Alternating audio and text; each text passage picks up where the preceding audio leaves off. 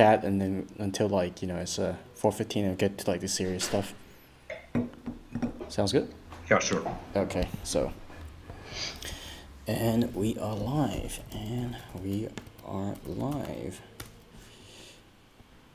Well, okay. As soon as I went live, it says error. So that's bad, but it's good because now I know there's a problem. I could try to fix it. Okay, I don't know what's going on because it's working in the other. Let me refresh this. This is silly. I can hear you perfectly. No problem. Yeah. Can you click on the link, see if the video is live for you? Okay, it's live for me. So. What link? Let me see. No, okay, I think we're good. I think we're good. Pretty sure we're good.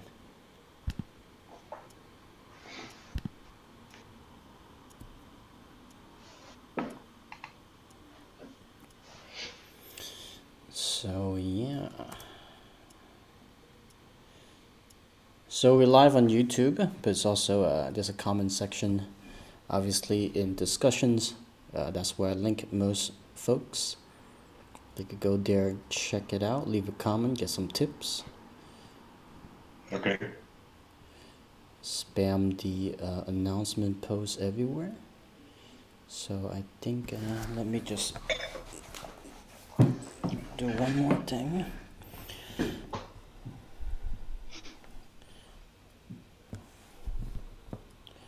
So how's your day been so far? We are live, by the way, just so you know, you don't say anything too personal. Okay. Oh, very busy, Jack. I can imagine. I can imagine. Yeah. And what about your day? It's not so bad. It is quite hot today, so I decided to get out of the office and go take a walk. So. Okay. Lisbon is very nice. It is fantastic weathers now. Yeah. Why are you in Lisbon, by the way? I am in Sardinia. I'm not sure if you know where that is. No. Okay, well that's like the office area, like it's in the city center, but it's more like for office buildings more than for like I don't know, like How did you end commercial. up in Lisbon? That's what I mean. Oh yeah. So I guess I didn't tell you. So I was here in last year. Sorry, Kevin just asked me something. So I was here last year for a Steam Fest. Steam Fest. Do you know Steam It? The social media. Yeah, of course. Yeah.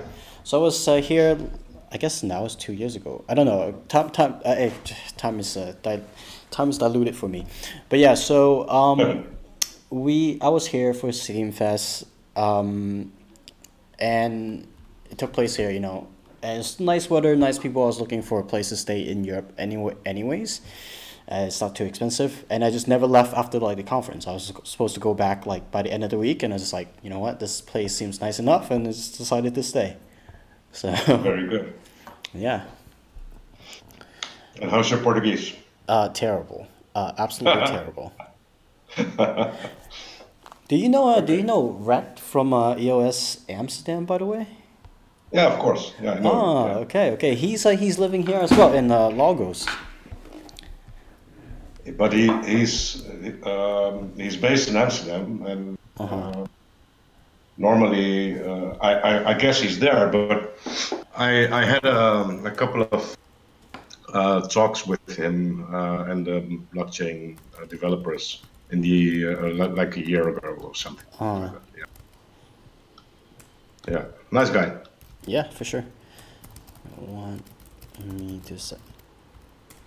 He's doing the Europe chain thing now. Yeah. I watched a video on that. It seems interesting. It kind of makes sense because, you know, obviously Europe has its own rules with GDPR and stuff.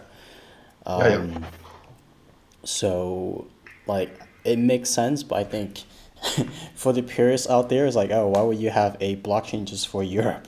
Like, I think most people are gonna, like, especially like the Bitcoin and Ethereum people, they're gonna be like, well, this is not a blockchain. Like, what are you doing? That's what I imagine is gonna, go down at least. Okay, so we're just 3 minutes away. We actually have quite a few viewers. We have 7 concurrent viewers. And they're dropping up comments in YouTube as well as discussions. Paulo Frita is one of our amazing users that does a lot of graphics. He's actually the one that did your banner, so I should drop him an extra big tip, actually, now I think about it.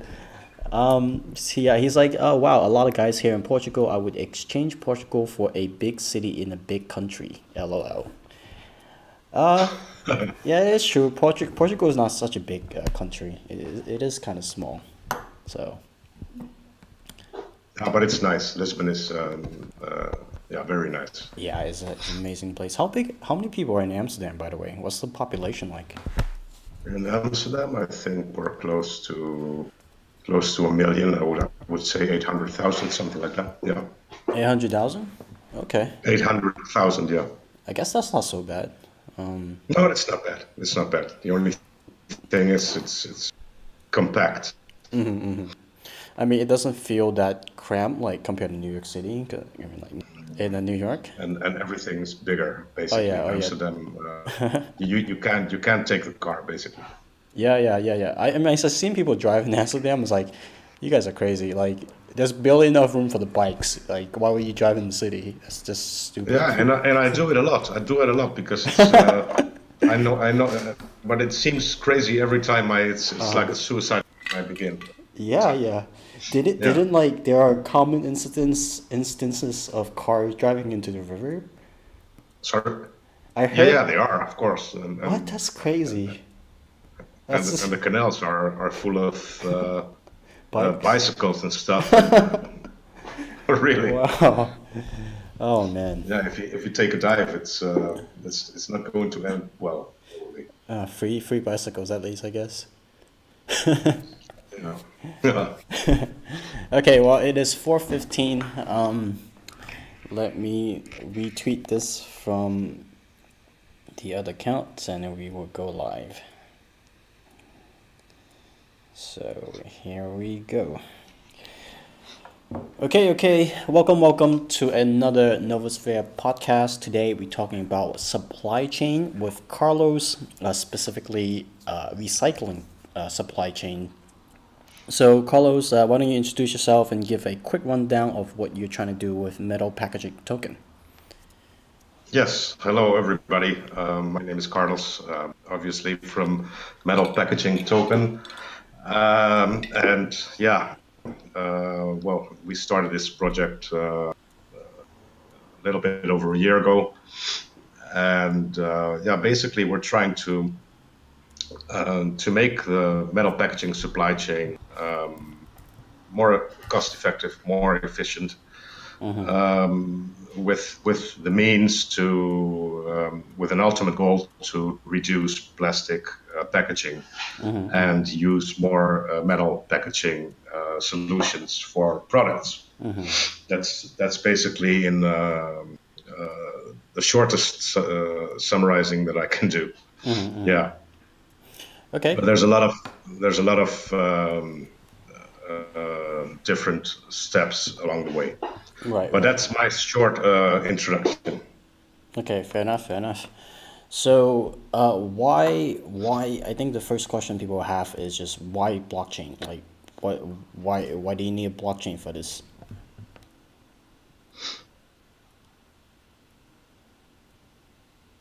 Hello? Oh, you're cutting out. You were cutting out. I'm cutting out. I think you're good now. So go ahead. I'm good. Okay. Yeah. Blockchain is basically the only solution, technology-wise, nowadays that is going to permit us and yeah, the big brand, as I call them, the brand owners, to have reliable, immutable statistics on their recycling rates, and that's something that they don't have to do.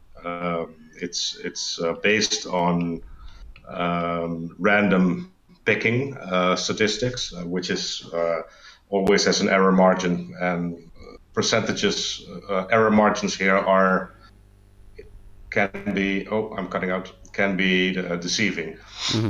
So that's why blockchain.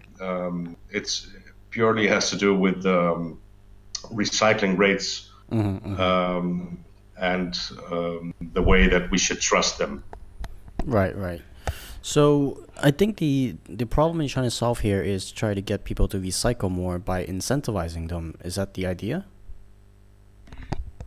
Well, this would be step one. Of course, this is. I believe that we can do so much more than we are doing at the moment, but it's in the end it's a means to an end, and by that I mean that the ultimate goal is, like I said before, is we have to reduce on plastic. And what I never got is that in some places we're recycling the bad stuff and never the good stuff, which is metal. Is and that's an inconsistency within the system that I've witnessed and everybody's witnessing all over the world, basically. So we're trying to change that for the better, because we believe that recycling the good stuff, and by the good stuff I mean that material that can be reused or remelted in this case, without losing any quantities. So that's what we want to do. Yeah. So, so I'm assuming. I mean, I never been in recycle industry, but I'm assuming a lot of the cans that gets used actually doesn't get recycled. They just go to the landfill. Yeah. Yeah, they go to landfill, and that's the problem. Because, well, I think we talked about that before, but for the new audience, in a country like the Netherlands or even Western Europe, which is relatively progressive and modern in this area, we are getting, let's say, around 70 to 80% on the magnetic metals, which are tin plate and tin-free steel, basically. 70%. That's not So bad. 70% sounds pretty good. that's good. That's good. And but there's also beverage cans, and those are non-magnetic because it's aluminum, and Oh yeah. those will not go onto the. They will not be taken by this magnetic head that sorts them on the waste mountain. So we do 50% of those, and in absolute numbers, the beverage cans are the vast majority. Okay. Okay. Yeah, what do you say the recycle rate for aluminum cans was again? 50. 50%. That's in the Netherlands. Yeah, in Western Europe, the Netherlands, approx that. Yeah, Huh. yeah, is what we get out of the waste mountain. So everything goes to this generic waste mountain, and then the magnetic head goes over it, and when that doesn't go, obviously with aluminium, then they have compressed air systems with which they can sort other materials and also the aluminum. And the result is approximately that. When you, But it's a lot worse. when you say compressed air, I'm assuming like I think a lot of people actually doesn't notice doesn't know this fact, but there is actually AI involved in recycling where they use image recognition to like pick out which things are recyclable, and they shoot like a stream of compressed air to knock it like into the bins. Yeah. Yeah, what they do is it's not a very uh, complicated system. It's basically after the magnetic stuff has been taken out, they're trying with compressed air to let's say blow stuff in certain categories, and it's basically as I described. There's no image recognition of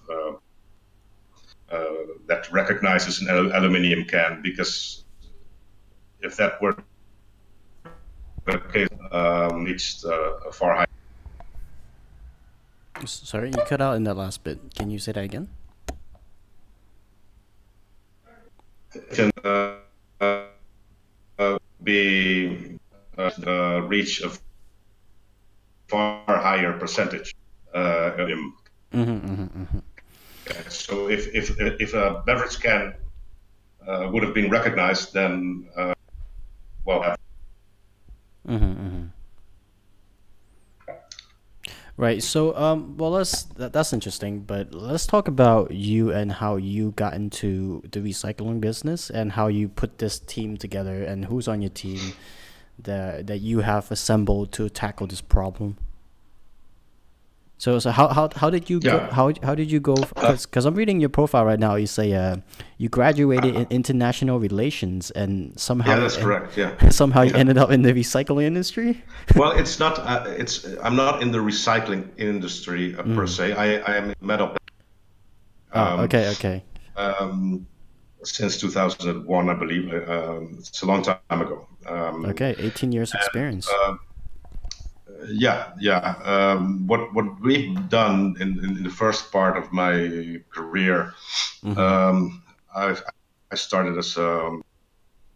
I soon became commercial director of a company in the Netherlands that basically refurbished old machines for can making, old can making machines, and sold them in another part of the world where refurbished machines could be used for another decade or two. Okay, okay. Um, and then I had a business adventure in Spain, which took around 6 years, doing approximately the same. That company, I still have a share in. I still own that company 25%. And then I came back, and then I met up with Peter again. Who's Peter? I Sorry. worked with Peter, and Peter is the co-founder. Yeah, it's a very difficult surname to pronounce. It's Schonewagen. So Oh, okay. I see. and he's back. He's basically the technical brains of the whole thing. Okay. Okay. And by technical, I don't mean blockchain per se. What I mean is he's an absolute expert in the metal packaging industry. Yeah, so that's the co-founder, and then there are a couple of people that well, everybody has its role, obviously, and I work very closely now with Jasper, who we did the video with Airdrop Stack with, and I work with Romee. She's assisting in social media a lot, and Hielke is doing a lot in social media as well, and also has a lot of experience within the metal packaging industry. And yeah, who do I have then? That's one second. Oriol is a printing advisor, so he's been 25 years in the metal printing industry, so he knows a thing or two about printing QR codes on a can. Then we have Oscar. Oscar's actually my younger. Yeah, I see you And guys share the same last name. yeah, correct. And well, besides the fact that I've always admired his professionalism, he's also very involved with sustainability in his core business, and yeah, he was willing to dedicate his time to contribute to the project as well. I didn't, no, no, no, I'm leaving out Yunus, and Yunus is a legal advisor. He's a student international law. He was the last to come into the team, Oh, okay. and See, he's not on the list of just yet. he is a team member, but he's not on the because the website needs to be redone again. And I'm forgetting about Robert and this very important man. He's um, I believe he's 60 years old, and he has been working for the Dutch government for the last 20 years as an ICT programmer, and he's very involved with subsidies, how to claim them, how to present a project to the government, etc., etc. So I believe I have. Did I forget? Not sure. That would be. No, I think you got everyone covered. Did I cover everybody? Yes, I think so. Yeah. Well, I forgot. The law student, I think. Well, no, the guys that basically made it all possible. Thomas, Gust, and Diederik. They are team members, but they have been developing the smart contract basically, and involved since the beginning. And yeah, without them it wouldn't be possible. So that's a special thanks to them. I'm also forgetting Jasper. Well, I mentioned Jasper. Yeah, well, he's in charge of the marketing section. He will do a lot of great things for us, I think. Yeah, sounds like most of your team is either based in the Netherlands or Spain. Is that true? I think that's correct. Yeah. Okay, cool. Like a European team, mostly in Netherlands and Spain. Very cool. Well, let's get. Well, Go ahead. You were saying? Tell me. No, I'm saying that it's maybe it's coincidence. My roots are Spanish. Both my parents are Spanish, and I was born in the Netherlands. Oh, okay. So that's why I'm kind of this bicultural situation thing. Oh, so by heritage, I guess you're actually Spanish. Correct. Yeah. Do you speak Spanish? Yeah, I do. Oh, very cool. Very, very cool. We Yeah. actually had a EOS Venezuela, Alberto from Yeah, EOS I've Venezuela. read it. I've read it. Yeah. Oh, you were there. You were reading the AMA. No, I wasn't there, but I went through the thread. Yeah, I mean, yeah, that counts still. So, so you were there. You were there. Okay. So yeah, very cool. We do have a huge Spanish community. Oh, that's good. Yeah. So it would be interesting. Maybe we'll have a Spanish podcast one of these days. I won't be. Why not? Yeah, I won't be involved because I don't speak a lick of Spanish. So I could try to speak some broken Portuguese, but that'll be basically it. So yeah, let's get into the numbers. I think this is something people are gonna be interested. Token allocation. What are you planning to do? How much tokens are you gonna have? And what do you plan to do with it? And I just teaser, I guess. You're doing a very interesting sale. So go into detail about that, how that sale is gonna work. So again, how many tokens were you doing with it, and how the sale is gonna work? It's max supply is 1.8 billion tokens, of which basically 50% have been airdropped, but we used an airdrop cap of maximum 500,000 per EOS account, and that results in a surplus, basically, in a surplus amount. And you did that. I just want to add. Excuse me, and you did that with the help of Airdrop Stack. I think with the help of Airdrop Stack. Yeah. Special thanks to them as well. Yeah. Great job. They did, and I believe we had a 99.9 accuracy rate, and well, even closer to 100 we got the next day. So I'm very happy with their service, and yeah, you helped a lot as well in that process. I play a small part in it. Thanks to you as well, Jacques, of course. So yeah, so you airdrop 50%. Most of that has already been in the hand of the community. They just have to claim it. I'm assuming most haven't claimed it just yet. But what about the rest? What are you gonna do with the rest? Well, the rest, this surplus amount, we're going to, because we have this hybrid model airdrop with Airdrop Stack, and that implies basically that the people that have not claimed it after a 6 week period they get a second chance. They're going to receive another airdrop, and with another period of 6 weeks to claim. And well, that's where it ends airdrop wise. After these second 6 weeks, then we will know. We will have a very precise numbers we will have about how many people received how many tokens, and also the claim percentage will be clear at that stage. And then what we will do is we will organize, and I'm guessing it's going to be in the last part of June, so end of Q2.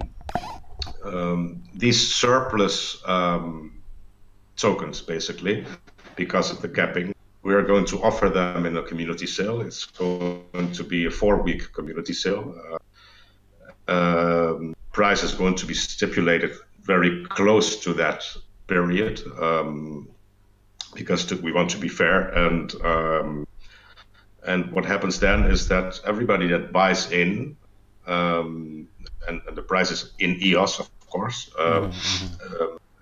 Everybody that buys in and holds for 12 months will have a buyback guarantee by us, that their tokens will be bought back by us at buying price after 12 months.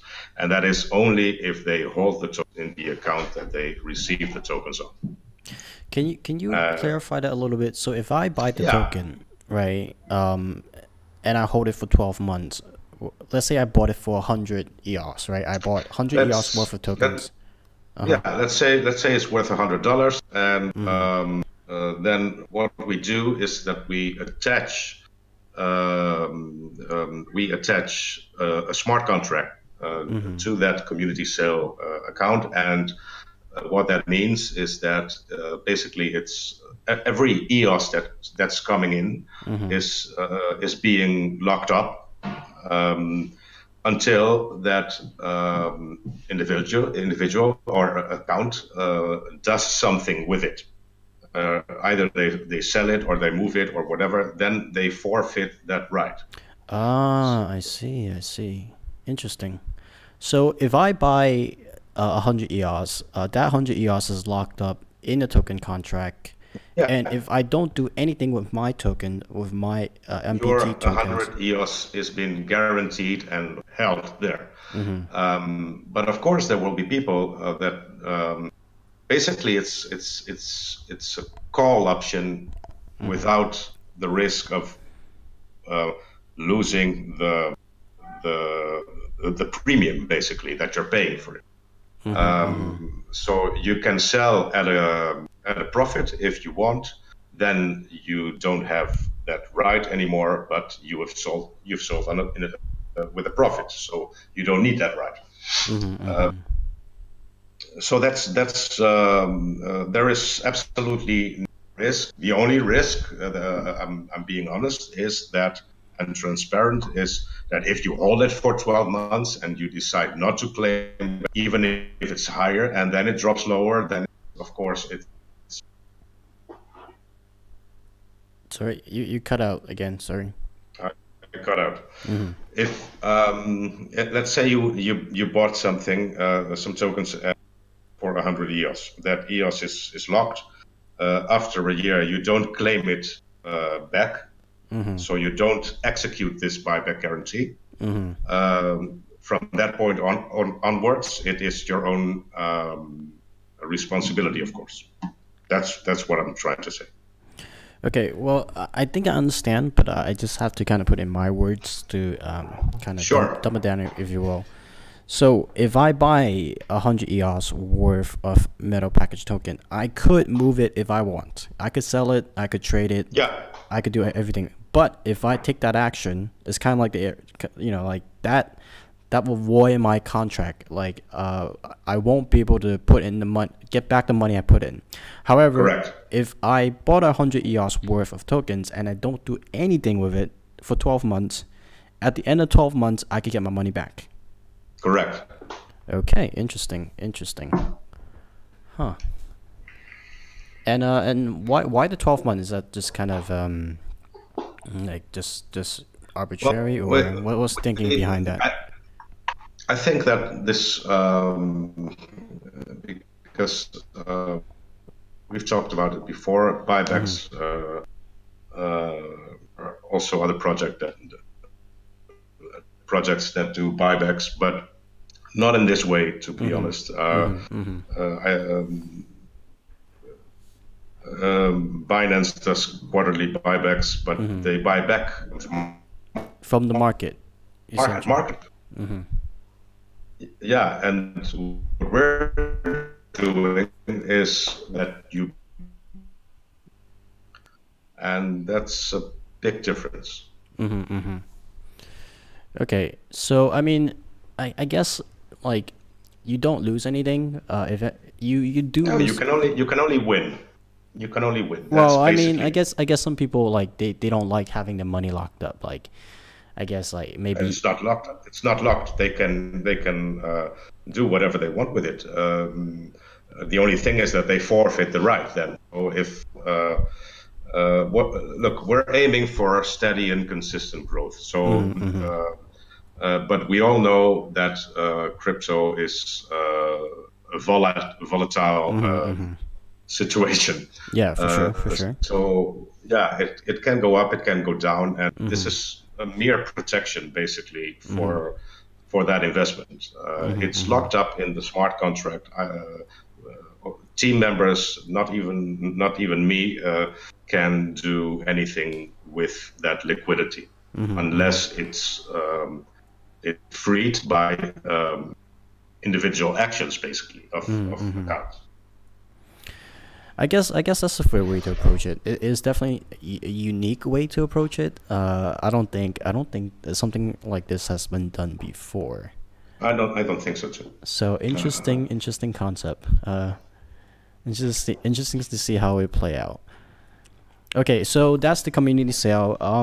Do you know how the sale would be structured? Like, you just gonna put the tokens out, gather all the money, and then distribute it evenly, or do you have like a initial price that you kind of set your tokens at? Yeah, we're going to probably we're going to set a price in EOS and publish it, and the Mm-hmm. sale will probably be done. We're not sure yet exactly, but Mm-hmm. as things look now, it will probably be done through our website. Okay, fair enough, fair Um, enough.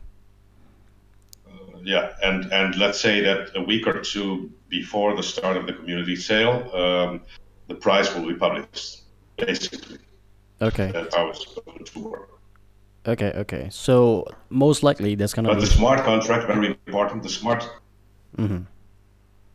I just wanted to add that the smart contract plays for that happens. You're gonna have to repeat that again. You were cutting out. The smart contract that locks the liquidity Mm-hmm. of Mm-hmm. buyers is going to be in place before the community sale starts. That's very important. Okay, that's great. That's perfect. Do you have a timeline for when you're gonna do the community sale? It's as things look now, uh, it's probably going to start in the second half of June. The second half of June. Okay. Yeah, Okay. towards the end of June. So we have a good 2.5 months, I'll say, then. Yeah, because it's we have to wait. Airdrop has just been done Mm-hmm. on the Mm-hmm. 29th. We have to wait 6 weeks, then another 6 weeks. So Mm-hmm. we actually are already in the last days of June. Right. Right. Okay. I see. I see. I see. Okay. So I hope I'm not missing anything from the community sale. Let me ask the audience, see if there are any questions. Sure. So, do you guys have any questions regarding how the sale is gonna be conducted? There's five current users, viewers. Well, I have a question, but not about the sale. Oh, hey Peter, you're here. You're here. Yeah, I mean, I've been here for quite a while. Ah, I didn't see you guys, and Fix is also here. So, everyone, welcome Peter and Fix, our two other teammates. They have the time to join us today. This is Hello, guys. fantastic. I, So yeah, Peter, shoot.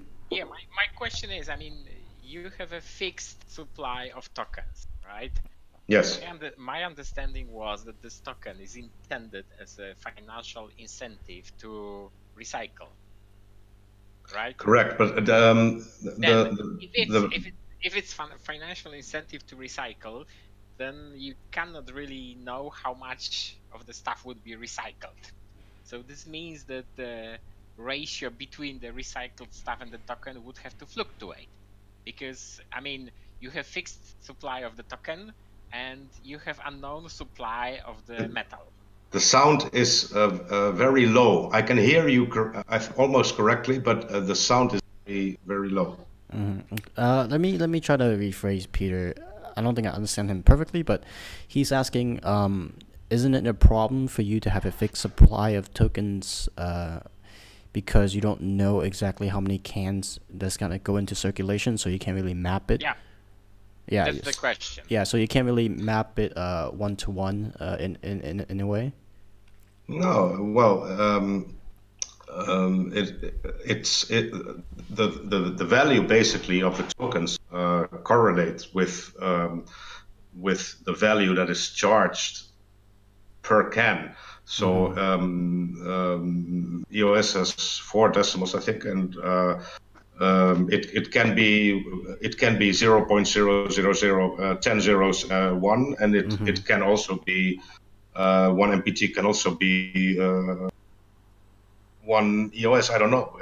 It depends. And then I'm not sure I get the question. Of course, I mean, it okay, fluctuates. I will try to repeat. I mean, my understanding. Can you hear me now? A little bit better, yes. Okay.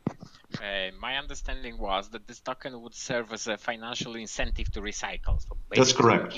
you go to the machine, stick the can in, and you get the token. Yeah. But if the supply of tokens is fixed and supply of the recycled stuff is not fixed, this means that each time I go with the same can to the machine, I would get different amount of tokens for the same can, right or not? That is correct, of course, because Okay. it fluctuates on the markets. Yes. Okay. Cool. So I think the concern was the idea is that the amount of metal packaging token MPT you get per token per can you recycle fluctuates. I'm not sure I understand exactly the question. I believe that Peter is saying that the amount of cans, of course, fluctuate. There is a fixed amount of tokens. Okay, I will try to once again run through the problem I have. Yeah. I mean, today you have a can, yeah, and in some countries there is a deposit for the can, so you give back the can, you get 5 cents back. An equivalent of 5 cents, yes. Yeah, whatever. Yeah. In your solution, instead of getting 5 cents, you would be getting tokens. Correct. So wouldn't be this confusing for the consumer, because today I know that I recycled 10 cans, I get 50 cents. In your scenario, I recycled 10 cans and I get unknown number of tokens. An X amount of tokens, yeah. Well, first of all, I understand your question now. First of all, it's in the AMA, I got sort of the same question, and basically, of course, this system would also work in fiat currencies, but it would not be possible to execute a project like this worldwide. This is nearly impossible. And to answer the second part of your question, of course, people are free to convert the tokens that they receive for recycling into EOS or even US dollars when they get home. Okay. That's. I hope that they don't, and that use, because that's another part of the project. But in the end, it's something that has to be somebody's free will to keep them or sell them or do something with them. But the fixed amount of tokens, well, this question has already also been asked by our blockchain developers, and basically every contract, every smart contract in EOS is updatable. Am I correct? Yes, yes. Yes. Well, So, I mean, you could do things that make it not updatable, but I don't know why you yeah, would do well, that. I was very pro not being able to change the MACLI because I want to create An immutable ledger. yes, correct, which is going, yeah, towards impossible if I'm allowed to change that. Yeah, But yeah, no, also you could. within the EOS ecosystem, things are changing. So, but technically, it still is possible. Yeah, yeah. It depends Yeah, but how you want to do it. I mean, the biggest, the biggest problem I see with recycling is the issue with financial incentives to do so. Yeah. And now you say that you would like people to keep those tokens, but okay, I don't know how the No, I would like them to use them because in okay, okay. sorry. Okay, you like to use them, right? Okay, that's fine. But I don't know what's the, let's say, situation looks like in the Netherlands. But for example, in my country, the people who are most interested in recycling stuff are people who would probably need cash immediately, Yeah. Yeah. because those are not the people who are well off. Okay, the people who are well off don't give a shit, and Well, the I don't believe. I believe you're art. I believe there's also a lot of well-off people that really want to recycle. okay. But those are people that probably are recycle even without compensation. But they're probably not going to waive off the compensation. That it must be a universal system. This is what I think, and I believe that you're right. I believe that in what country are you from? Poland. Poland. Okay. Well, in I don't know how the situation is in Poland, but here in the Netherlands we have that this is going on today as we speak. Students basically, and they have a lot of jobs to keep up with the financial needs of every month to be able to study. And it's not the first or the last that I see to go into an iron store with the plastic bag full of cans, full of Okay. empty smashed cans So I to will tell you get. that in my country you won't see students doing that. Sorry. In my country you will not see students. Well, let's say well off, or they come from a well off. In most cases at least, and they because of idea. This is also true. It's combination, I think, but I I think that the financial compensation, the financial factor that incentivizes will the more developed. End of the month. Yes, I agree. So I agree. they don't really care about the ideology, and then they would recycle if viable financial. Exactly, and it should be more. It should be a little bit more, but that is not up.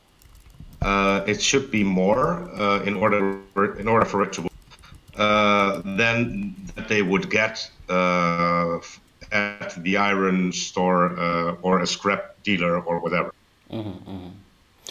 Okay, well, very interesting conversation, but we are nearing 1 hour. There's still a few things I want to run through.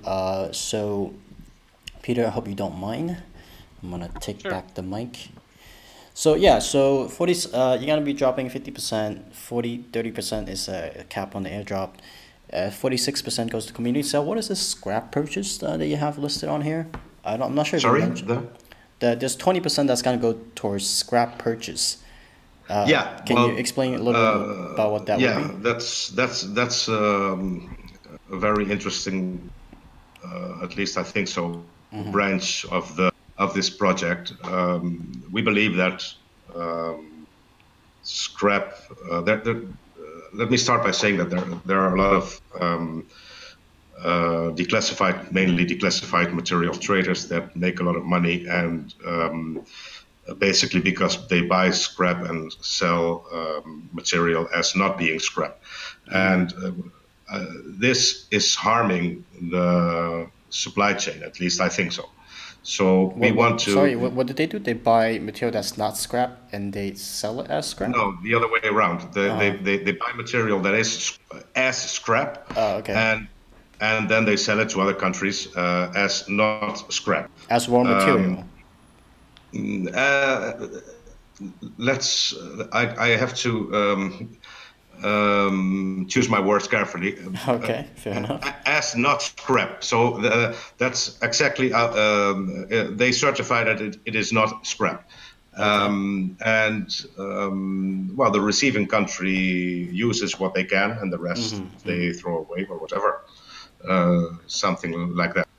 I see. And this is harming the supply chain. Okay. So what I think is that everything that is scrap, and that's the good thing with metal, scrap metal is well, I can.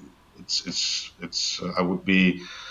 I think I'm correct when I say it's commodity, because if you put it in the fire, it comes out in an oven, then the raw material comes out in the same percentage. So it Waste. should be considered a commodity and treated as such. This is what I'm saying. Okay, so what's the you buy the scrap and what? Yeah, we want to do that. Of course, this is that, and I know this because I've been a part of this mechanism. I know how it works. I know how it works. I know where the material comes from. I know where the material goes, and I know the percentages. I know a lot of stuff in this mechanism, and it's not healthy for the supply chain. It's not healthy for what we are trying to achieve, and we are going to do our best to purchase that massively and sending it to melt, basically. Okay, turn it into Because raw the material. more you melt, the less you have to retrieve from the earth. Okay, so that 20% basically goes just like as charity, sort of, as like cleaning the industry, not necessarily. Yeah, I don't know how I would put it, but We are reserving 20% basically of the, and it's not 20%. It's basically 10% of max supply. It's 180 million tokens. Hopefully, they reach sometime a value where we can purchase scrap with, and that receiving party is also a can maker, a factory that can use those tokens to purchase other stuff to from which the supply chain can benefit. That's basically how we see this circular thing going on. okay. I have to say I don't understand the full thing, but that's maybe because I'm not in the Well, industry. So actually, what you can do, I mean, you can make the tokens convertible. Well, this also I explained in the white paper. This is one of the ultimate goals, is that, and yeah, well, this would make the token stable if the steel producers at one stage, but this is if we can achieve this in 10 or 15 years, I would be happy. Because if steel producers would basically back the token with a very small percentage of their production capacity, then it would be a stable coin, basically. Interesting. Because then it would be correlated with metal intrinsic value. And that would make it a very interesting currency, basically, to do something with. Yeah. Okay. So we're approaching to the hour, and I just sent out a tweet letting people know they should join Oh, now. you're out. Oh, okay. You're back. I'm back. So yeah, I just sent out a tweet letting people know that if they want to know how to win 100 EOS, they should join and listen now. So we're just gonna wrap up the rest of that token allocation.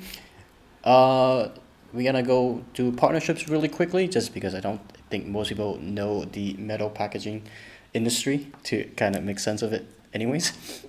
But yeah, so yeah, there's still a lot of partnerships that. This is a very hectic period, so there's a lot of partnerships that are not on the website yet. We're doing we're putting them on bit by bit, and but there's a lot of information coming up. exactly, and you guys still haven't added discussions to your contact page yet, so Correct. that needs to be updated. Yeah. So yeah, 30% is going to partnership, marketing, and hiring, and another 20% is for team with lockup. Yeah, with a lockup. Yeah, that's very important. With a 12-month. Yeah. Okay. So that's gonna coincide. I'm guessing same. It's gonna finish at the end of the same period with the community sale. Well, the buyback option, or would it be? Not really. Okay. Not really. It's approx 3 months before.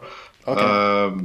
Because for the MPT, and people can look that up.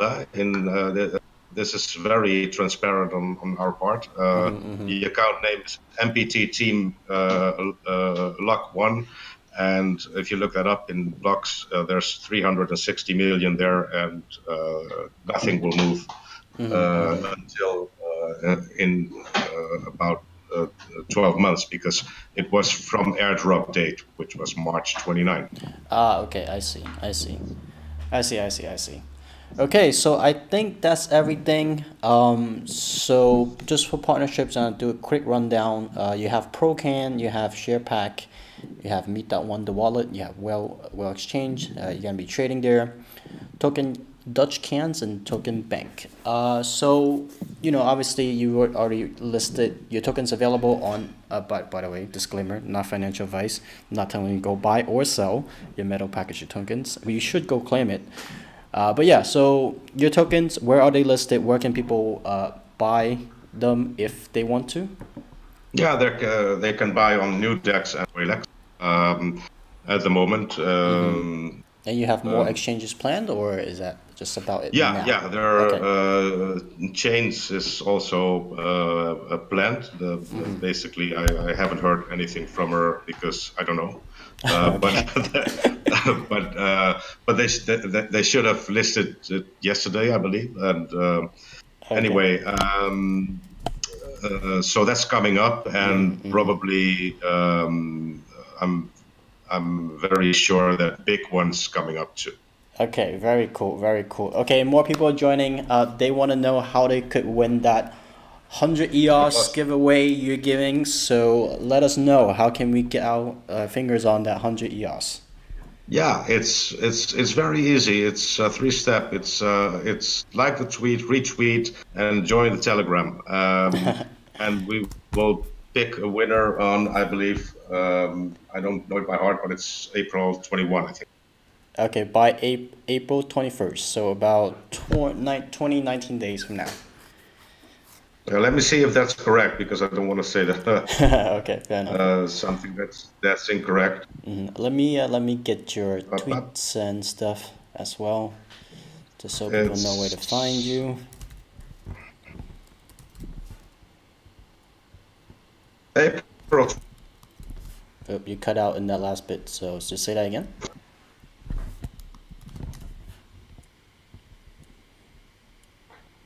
Last you. Yes, you are back, I think. Yeah, I'm back now. Yeah. So yeah, they have to follow you on Twitter, retweet. Follow, retweet, and join the Telegram group. Okay. That's nothing more than that. And if you go follow Metal Packaging Token on discussions, we might just have some extra surprise for you. So, yeah, that's correct. That's correct. Exactly. So let me see. Telegram link is in the chat. Twitter link's on the chat. The specific tweet you want people retweeting is in the chat. So that's everything. Go subscribe to them on Twitter. Let me drop also the discussion link. Follow them on discussions for some extra goodies we'll be giving out. We haven't give out that many tips as you guys haven't been leaving comments, so that's kind of your fault.